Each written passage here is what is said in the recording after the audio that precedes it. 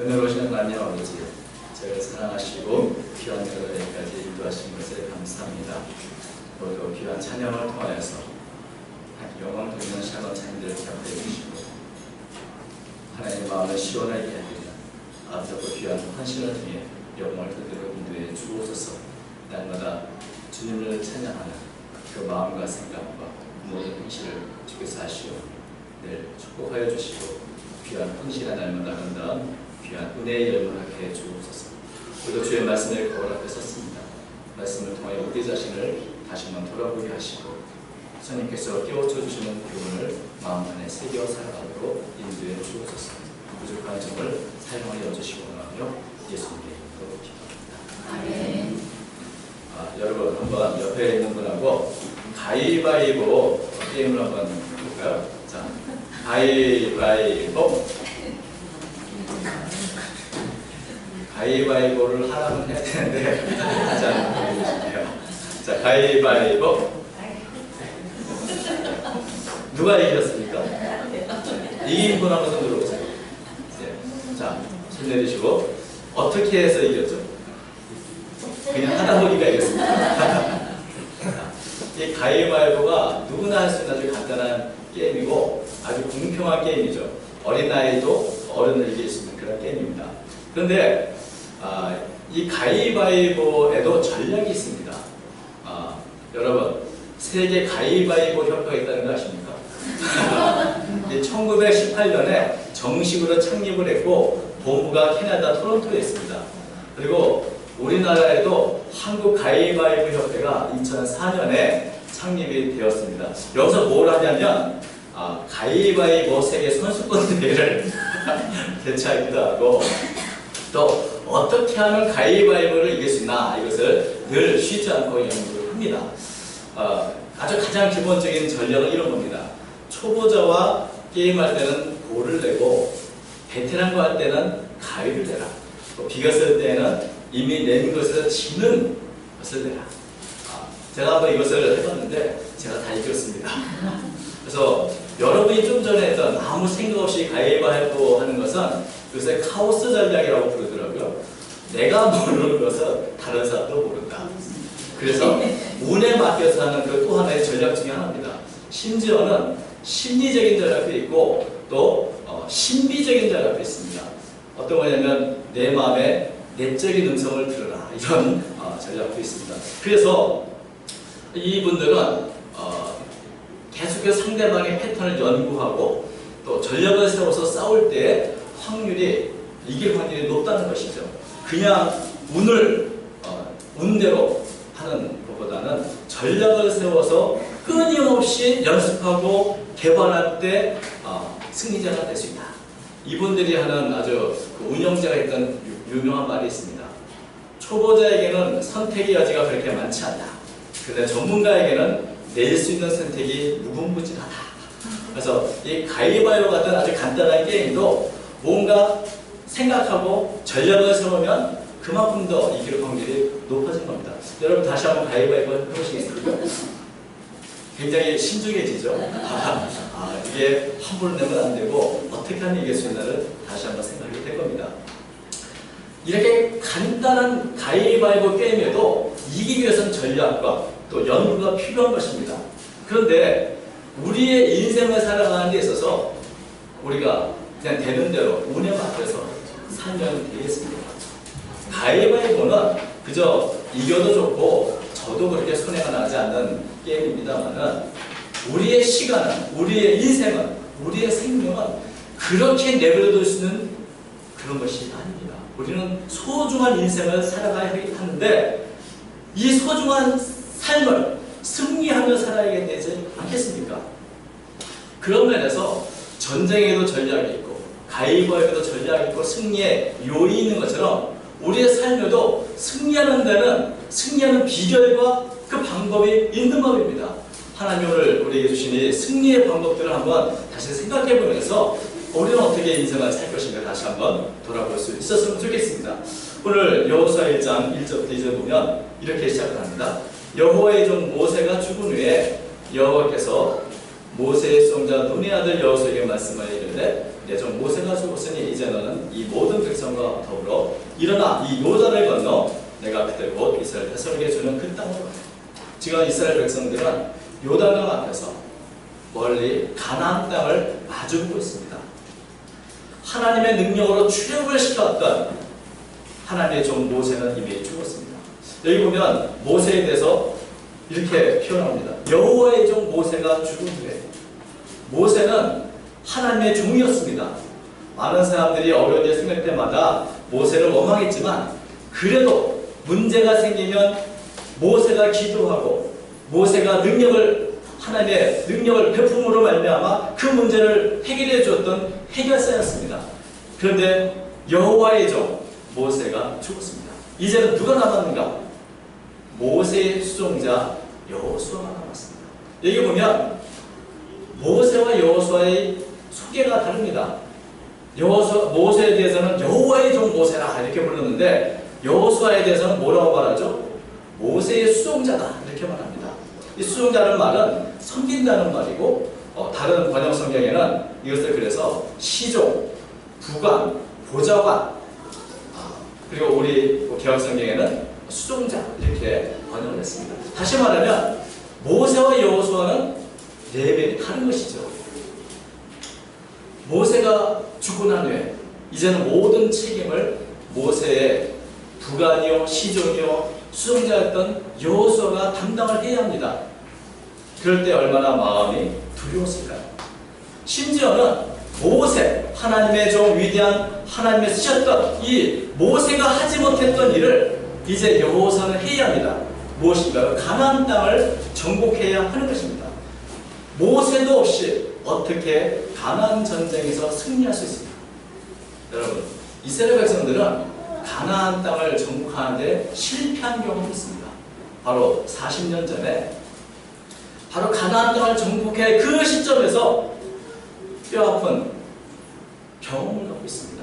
그 가나안 땅을 정복하지 못하고 다시 광야로 돌이켜야만 했던 그런 실패의 경험을 갖고 있는 것입니다. 이스라엘 백성들이 하나님께서 자 너에게 이 가나안 땅 젖과 꿀이 흐르는 땅을 줄 거라 말씀할 때는 아마 이스라엘 백성들은 이제 가기만 하면 아주 쉽게 가나안 땅을 얻을 수 있을 거라 그렇게 믿었을 것입니다. 그런데 실제로 그 가나안 땅을 정탐해 보니 어떻습니까? 거기에는 견고한 성들이 있고 무엇보다 그 가나안 땅에 사는 사람들은 거인족, 안악자손들 살고 있는 것입니다. 이것은 쉽게 싸워 이길 땅이 아니기에 그들은 절망했습니다. 심리적으로는 싸워보지도 않고 이미 패배했습니다. 이스라엘 백성들은 스스로 우리는 메뚜기 같다, 보잘것없다 이렇게 생각하고 싸울 엄두조차 내지 못했습니다. 그리고 이런 두려움 속에서 하나님께서는 그들을 진노로 다시 40년 광야 생활로 돌이켜 버리신 것입니다. 그런데 이제 40년이 흘러서 똑같은 자리에 또 와 있습니다. 물론 자리가 똑같은 것은 아니지만 바로 가나안을 정복할 그 시점에 가나안 땅을 바라보고 있는 것입니다. 상황이나 또 환경은 그때와 별로 다를 것이 없습니다. 가나안 땅은 여전히 견고한 성읍들이고 그 안에는 여전히 강력하고 장대한 안악자손들이 살고 있습니다. 심지어는 하나님의 위대한 종 모세는 이미 죽었습니다. 그리고 이스라엘 백성들은 광야에서 태어나 한 번도 전쟁이나 전투에 대한 훈련을 받지 못한 그런 오합지졸과 같은 그런 사람들입니다. 이런 상황에서 어떻게 가나안 땅을 정복하고 승리할 수 있을까? 여호수아는 아마 그 마음에 심리적으로 굉장히 위축되었을 것입니다. 그런 위축된 여호수아에게 하나님께서 어떻게 해야 하는가, 어떻게 가나안 정복을 해야 하는가를 말씀하시는 것이 바로 오늘 본문의 말씀인 것입니다. 하나님의 말씀은 두 가지로 나누었습니다. 하나는 약속입니다. 그 하나님의 약속은 우리에게는 삶의 방향이 되고 우리에게는 비전이 되는 것입니다. 또 하나는 여호수아가 앞으로 구체적으로 해야 할 그 일에 대한 명령입니다. 어떻게 해야 승리할 수 있는가?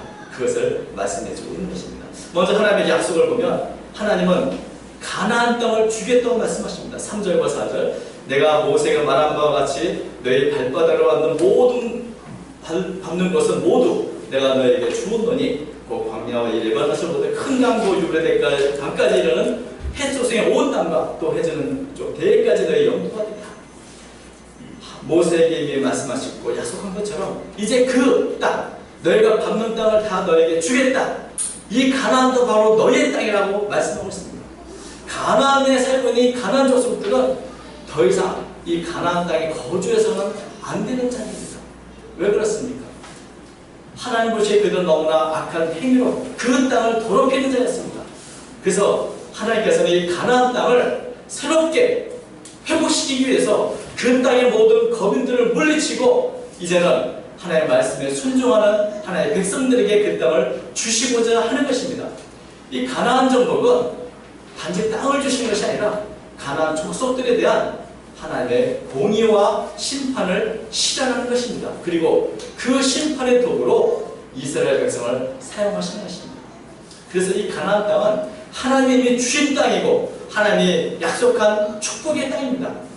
그래서 반드시 싸워야만 하고 반드시 쟁취해야만 하는 땅인데 하나님은 그 땅을 결코 완성품으로 그저 주시지는 않고 싸워서 이길 것을 말씀해주고 있는 것입니다.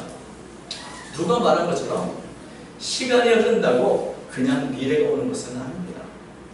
가나안 땅은 그저 가만히 시간만 가면 얻어지는 땅이 아닙니다. 그것은 하나님이 주셨기 때문에 그 약속을 믿고 진출하고 싸워 나가야 할 미래의 축복의 땅인 것입니다. 하나님의 약속은 그저 가만히 있다고 내려오는 것이 아니고 우리가 그 약속을 붙잡고 그것을 향해 나아갈 때 얻어지는 것입니다. 또 한 가지 하나님의 약속이 있습니다. 그것은 내가 너와 함께 하시겠다는 약속입니다.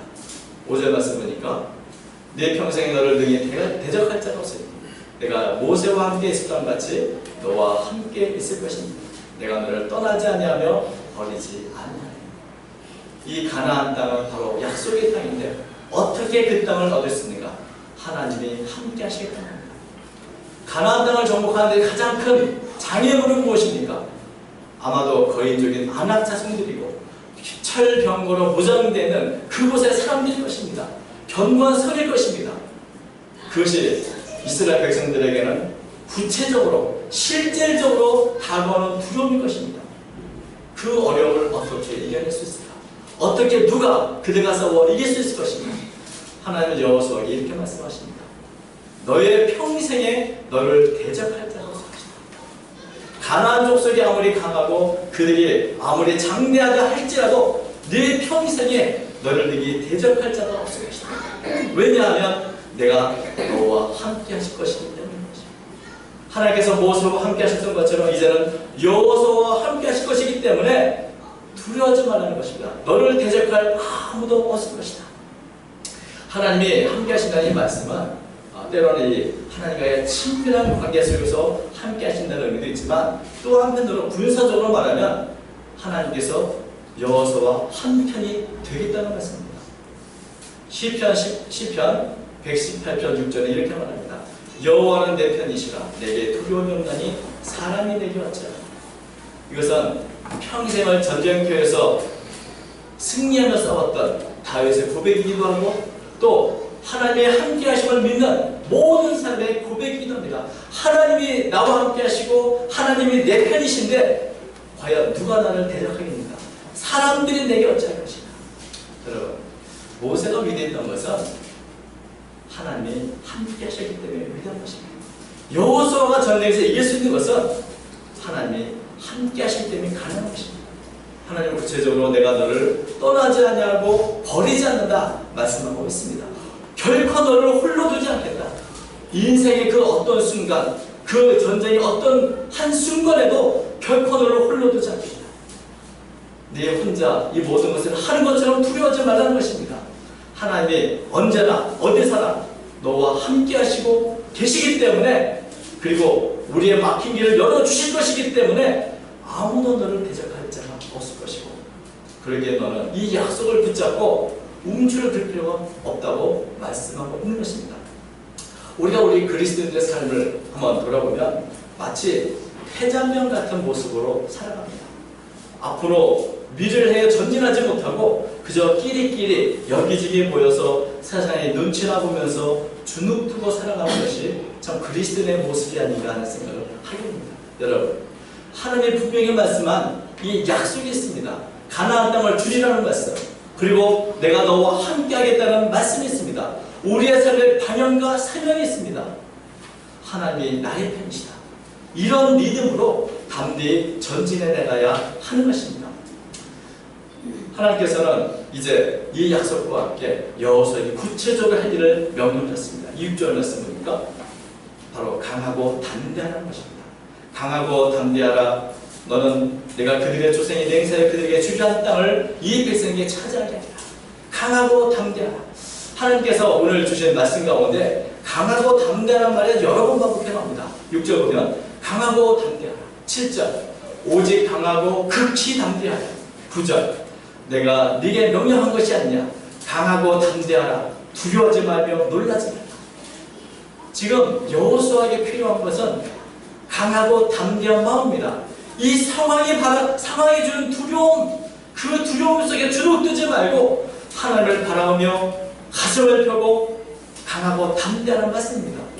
여러분, 우리에게 있는 두려움을 우리가 극복하지 못하면 이스라엘 백성들은 다시 40년 전 그 실패를 반복할 수밖에 없습니다.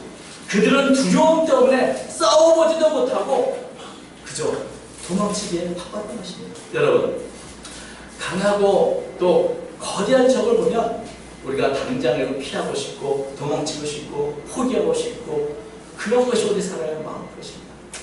우리 모두에게는 두려움이 있습니다. 어떤 분은 사람은 태어나면서부터 근본적인 두려움을 가지고 태어난다고 합니다.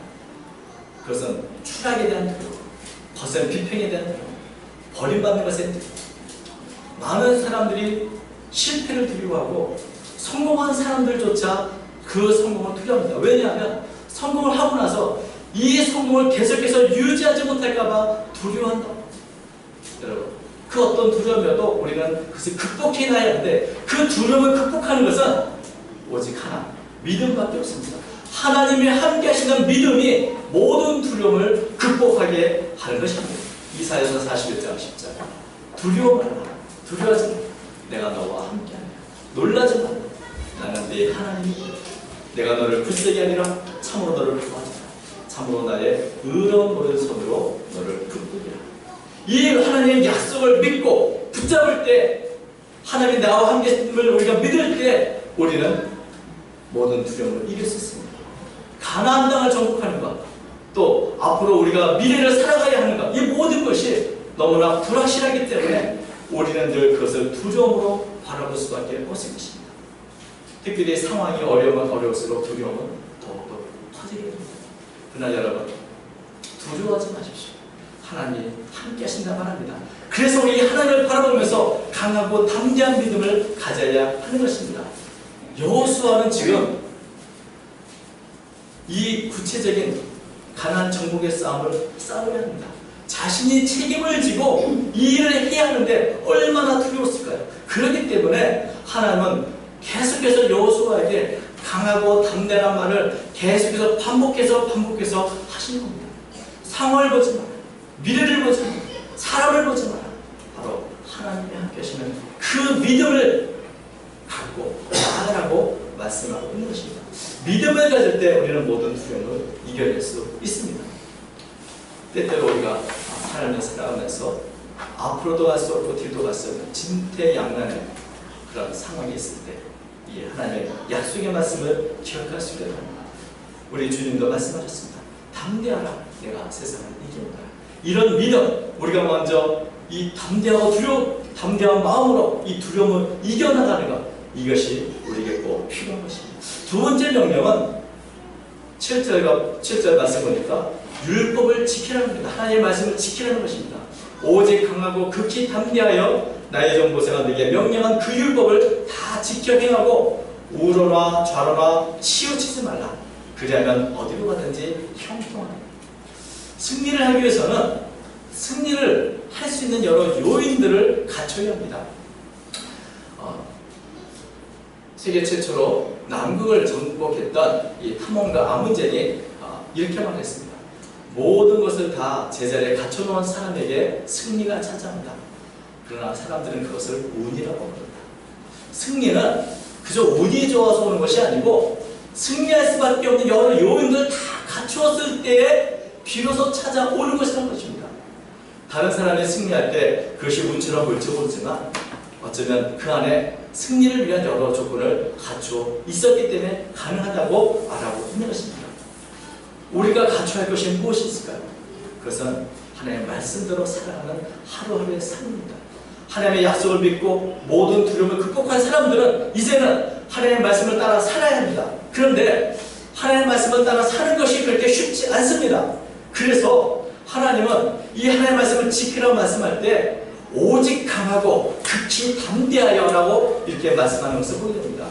상황이 주는 두려움을 하나님 극복하게 할 때 강하고 담대하는 말씀하시는데 율법을 다 지켜 행하는데 더 필요한 것은 오직 강하고 극히 담대한 강하고 담대한 마음을 더 강조해서 이렇게 말씀하시는 것을 보게 됩니다.